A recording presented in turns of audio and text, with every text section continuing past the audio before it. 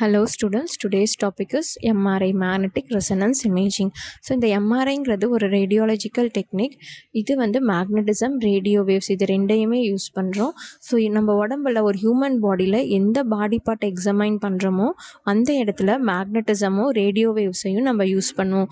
So அங்கேருந்து ஒரு signal generate ஆகும். அந்த சிக்னலில் அக்வயர் பண்ணி நம்ம கம்ப்யூட்டர் கொடுத்து சர்டன் கம்ப்யூட்டிங் ஆல்காரிதம்ஸ் யூஸ் பண்ணி அந்த இமேஜை வந்து சிக்னலை வந்து ரீகன்ஸ்ட்ரக்ஷன் செஞ்சால் நம்மளுக்கு எம்ஆர்ஐ இமேஜ் வந்து கிடைக்கும். ஸோ இந்த எம்ஆர்ஐ வந்து நியூக்ளியர் மேக்னெட்டிக் ரெசனன்ஸ் அப்படிங்கிற ஒரு பேசிக் பிரின்சிபல்ல இருந்து நம்ம எம்ஆர்ஐயை வந்து ஸ்கேன் பண்ணுறோம். 1997 தான் ஃபர்ஸ்ட் எம்ஆர்ஐ எக்ஸாமினேஷன் ஹியூமன் பாடிக்கு பண்ண ஆரம்பித்தாங்க. ஸோ இது ஒரு அப்ராக்ஸாக 5 hours ஆச்சு ஒரு இமேஜை மட்டும் எடுக்கிறதுக்கு.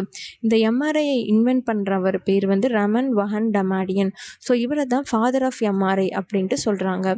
ஸோ எதையெல்லாம் நம்ம எம்ஆர்ஐ யூஸ் பண்ணி ஸ்கேன் பண்ணலாம் அப்படின்னா, ஸோ மோஸ்ட் இம்பார்ட்டண்ட்டாக பிரெயினில் இருக்கக்கூடிய டியூமர்ஸை டாக்டர்ஸ் வந்து எம்ஆர்ஐ ஸ்கேன் வந்து சஜஸ்ட் பண்ணுவாங்க. ஸோ ஏன்னா பிரெயினில் இருக்கக்கூடிய டெலிகேட் ஸ்ட்ரக்சர், ஸோ அங்கே ஏதாவது டியூமர்ஸ் இருந்ததுன்னா எம்ஆர்ஐ வந்து சஜஸ்ட் பண்ணுவாங்க. ஸோ நெக்ஸ்ட் சிடி எம்ஆர்ஐக்கு என்ன டிஃப்ரென்ஸ் அப்படின்னு பார்த்தா, எம்ஆர்ஐயில் நம்ம வாஸ்குலர் அப்நார்மாலிட்டிஸ், பிளட்டில் இருக்கக்கூடிய அப்நார்மாலிட்டிஸ், பிளட் ஃப்ளோ இது எல்லாமே நம்ம ஈஸியாக எம்ஆர்ஐலேருந்து டயக்னோஸ் பண்ணலாம்.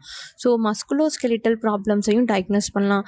மசிலுக்கும் ஸ்கெலிட்டலுக்கும் இருக்கக்கூடிய அந்த எட்ஜஸில் ஏதாவது டிஃபார்மிட்டிஸ் இருந்தாலோ அங்கே ஏதாவது டியூமர்ஸ் இருந்தாலோ நம்ம எம்ஆர்ஐ யூஸ் பண்ணி டயக்னோஸ் பண்ணலாம்.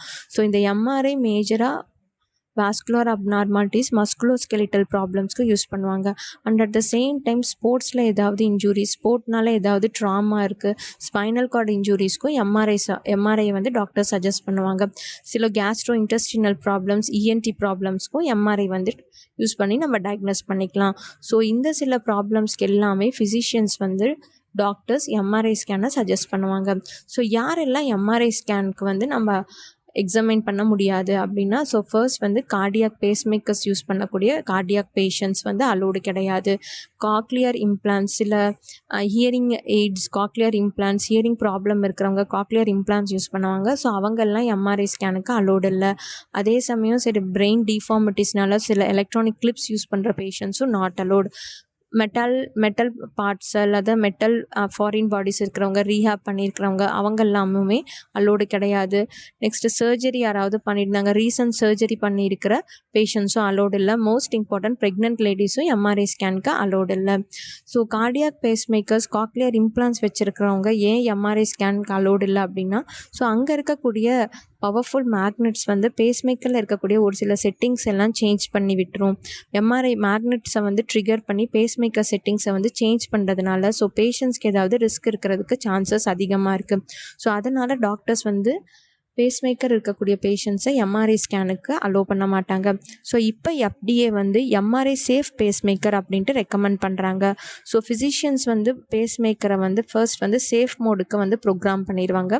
ஸோ அதுக்கப்புறம் ஸ்பெஷல் ப்ரோட்டோகால்ஸை ஃபாலோ பண்ணி எக்ஸாமைன் பண்ணி முடித்ததுக்கப்புறம் எகெயின் அந்த பேஸ்மேக்கரை ரீப்ரோக்ராம் பண்ணி விட்டுருவாங்க. ஸோ இது எல்லாமே ஃபிசிஷியனோட கேர்ஃபுல் மானிட்டரிங்கில் நடந்துகிட்ருக்கும். ஸோ நெக்ஸ்ட்டு எம்ஆர்ஐயோட பிரின்சிபல் என்ன அப்படின்னு பார்த்தா, ஸோ இந்த எம்ஆர்ஐ வந்து பேசிக்காக மேக்னெட்டிக் ப்ராப்பர்ட்டியை வந்து தான் பெரும்பாலும் யூஸ் பண்ணியிருக்கு. ஸோ நம்ம உடம்புல வந்து பார்த்தோன்னா most of the water molecules தான் இருக்குது. ஸோ இந்த வாட்டர் மாலிகூல்ஸில் ஹைட்ரஜன், புரோட்டான், ஸோ இந்த ஹைட்ரஜன் புரோட்டான் வந்து நார்மலாக ஹேப்பஸார்டாக நம்ம பாடியில் வந்து மூவ்மெண்ட் இருந்திருக்கும். ஸோ இதை ஒரு எம்ஆர்ஐ பெரிய பார் மேக்னெட்டில் வந்து நம்ம பிளேஸ் பண்ணும்போது அந்த ஹைட்ரஜன் புரோட்டான் வந்து ஒரு பார் மேக்னெட்டாக பிஹேவ் பண்ணி அது ரேண்டமாக அலைன் ஆக ஆரம்பிச்சிரும். ஸோ மேக்னெட்டிக் ஃபீல்டில் வைக்கும்போது அது மேக்னட்டிசம் எந்த டைரெக்ஷனில் இருக்கோ, மேக்னெட்டிக் ஃபீல்டு எந்த டைரெக்ஷனில் அப்ளை பண்ணுறோமோ அந்த டைரெக்ஷனுக்கு பேரலாக இது வந்து அரேஞ்ச் ஆயிரும். ஸோ ஒரு சில எம்ஆர்ஐ ஸ்கேனர்ஸ் பார்த்தா ஃபீல்ட் ஸ்ட்ரென்த் 0.5லேருந்து 1.5 டெஸ்லாஸ் வரைக்குமே யூஸ் பண்ணுறாங்க. ஸோ ஒரு ஹியூமன் பாடியை நம்ம ஒரு ஸ்ட்ராங் மேக்னெட்டிக் ஃபீல்டில் வந்து பிளேஸ் பண்ணும்போது, அதாவது ஒரு எம்ஆர்ஐ ஸ்கேனரில் பிளேஸ் பண்ணும்போது புரோட்டான் வந்து என்ன பண்ணும் அப்படின்னா, ஸோ அது மேக்னெட்டிக் ஃபீல்டு எந்த டைரெக்ஷனில் இருக்கோ அந்த டைரெக்ஷனில் அலைன் ஆக ஆரம்பிச்சிரும். இப்போ ஒரு அடிஷ்னல் எனர்ஜி, ஃபார் எக்ஸாம்பிள் ஒரு ரேடியோ வேவை வந்து நம்ம பாஸ் பண்ணுறோம் அப்படின்னா இந்த மேக்னெட்டிக் ஃபீல்டு வந்து சேஞ்ச் ஆக ஆரம்பிச்சிடும். மேக்னெட்டிக் வெக்டார் வந்து டிஃப்ளெக்ட் ஆக ஆரம்பிக்கும். ஸோ இப்போ இந்த ரேடியோ ஃப்ரீக்வன்சி வேவ்ஸ் வந்து என்ன பண்ணுன்னா இந்த ஹைட்ரஜன் ஆட்டம்ஸை ரிசனேட் பண்ண ஆரம்பிக்கும். ஸோ இந்த ரிசனன்ஸ் வந்து ஸ்டார்ட் ஆக ஆரம்பிச்சிடும். ஸோ இந்த ஹைட்ரஜன் நியூக்ளியை ரிசனேட் பண்ண ஆரம்பிக்கும். ஸோ இந்த ஸ்ட்ராங் மேக்னெட்டிக் ஃபீல்டை வந்து நம்ம கிரேடியன்ட் காயில்ஸ் யூஸ் பண்ணி இந்த மேக்னட்டிசமை இன்க்ரிமெண்ட் பண்ணலாம் அல்லது டிக்ரிமெண்ட் பண்ணலாம். ஸோ இதை வந்து நம்ம ஈஸியாக ஒரு சில கிரேடியன்ட் காயில்ஸை யூஸ் பண்ணி நம்மளால் சேஞ்ச் பண்ண முடியும். சின்ன இன்க்ரிமெண்ட் கூட பண்ணிக்கலாம் அல்லது டிக்ரிமெண்ட் கூட பண்ணிக்கலாம். ஸோ இதனால் இந்த ரிசனன்ஸையும் நம்மளால் சேஞ்ச் பண்ண முடியும். ஸோ இதே இந்த ரேடியோ ஃப்ரீக்வன்சி வந்து ஸ்விட்ச் ஆஃப் பண்ணும்போது இந்த மேக்னெட்டிக் ஃபீல்டு வந்து அகெயின் ரெஸ்டிங் ஸ்டேட்டுக்கு மாற ஆரம்பிச்சிடும். ஸோ இப்போ வந்து என்ன பண்ணோன்னா அது சிக்னலை வந்து எமிட் பண்ண ஆரம்பிக்கும். ஸோ இந்த சிக்னலை கேப்சர் பண்ணோன்னா நம்மளுக்கு எம்ஆர்ஐ ஸ்கேனை வந்து நம்மளால் எடுக்க முடியும். ஸோ இந்த சிக்னலை வந்து பிளாட் பண்ண ஆரம்பிப்பாங்க. இந்த ரிசீவ்டு சிக்னல் வந்து கிரே ஸ்கேல் பிளாட்டிங் வந்து பண்ண ஆரம்பிப்பாங்க. ஸோ எதுக்குன்னா இமேஜாக இது மாறுறதுக்காக கிரே ஸ்கேல் பிளாட்டிங் பண்ண ஆரம்பிப்பாங்க. ஸோ இதை ரீகன்ஸ்ட்ரக்ஷன் பண்ணும்போது நம்மளுக்கு ஒரு எம்ஆர்ஐ இமேஜ் வந்து பில்டப் ஆகி கிடைக்கும். ஸோ இது எல்லாமே ரொம்ப டீட்டெயில்டு சாஃப்ட் டிஷ்யூஸ்க்கும் நம்ம யூஸ் பண்ணலாம்.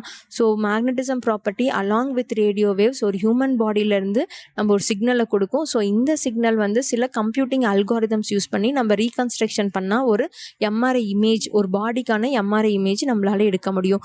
இது வந்து ஒரு ஸ்பைனல் கார்டு இன்ஜூரிக்கு யூஸ் பண்ணலாம் அல்லது ஒரு பிரெயின் இன்ஜூரிஸ்க்கு யூஸ் பண்ணலாம். வாஸ்குலர் டிஃபார்மிட்டிஸ் ஏதாவது இதாக யூஸ் பண்ணலாம். சாஃப்ட் டிஷ்யூஸ் எக்ஸாமைன் பண்ணுறதுக்கும் யூஸ் பண்ணலாம்.